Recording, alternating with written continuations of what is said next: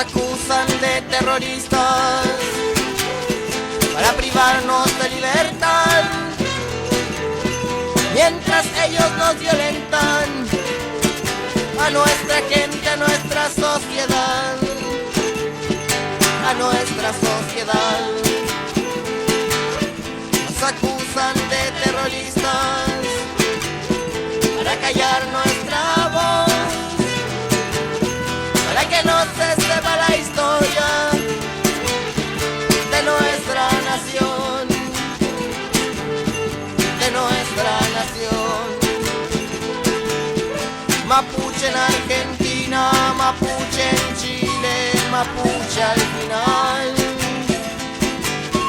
Mapuche de la Pampa, del Pehuen y del norte, del Afgen y del sur. Una sola nación de respeto y paz, con la tierra, con la humanidad. Una sola nación de respeto y paz, con la tierra, con la humanidad. Nos acusan de terroristas para callar nuestra voz, para que no se sepa la historia de nuestra nación, de nuestra nación.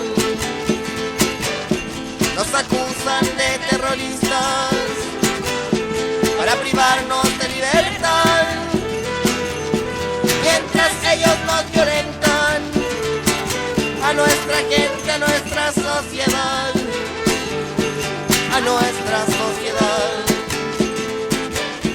Mapuche en Argentina, mapuche en Chile, mapuche al final. Mapuche de la Pampa, del Pehuen y del norte, del Afgen y del sur.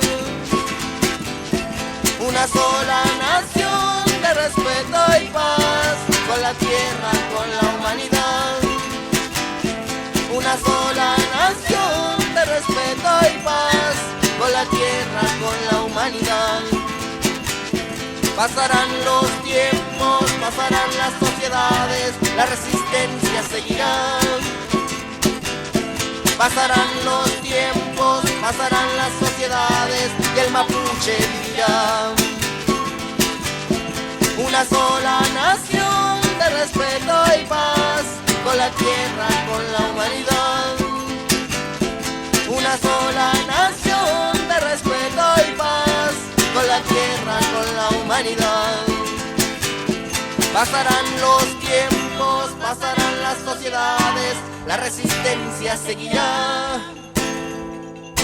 Pasarán los tiempos, pasarán las sociedades y el mapuche vivirá.